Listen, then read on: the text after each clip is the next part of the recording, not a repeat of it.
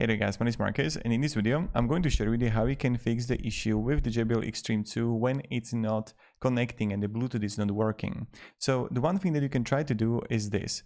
When you're gonna have it turn it on, so have it turned on, and then what you want to do is you want to press the play button and the plus button at the same time for about 10 to 15 seconds. So you would have it powered on, press the play button and the plus button at the same time, and then just hold it 10 to 15 seconds, and then it's going to automatically reset, and then try to pair it. And of course check if no one else is paired with the JBL, and also try to unpair it in your phone. This is also important, that I will show you how it looks.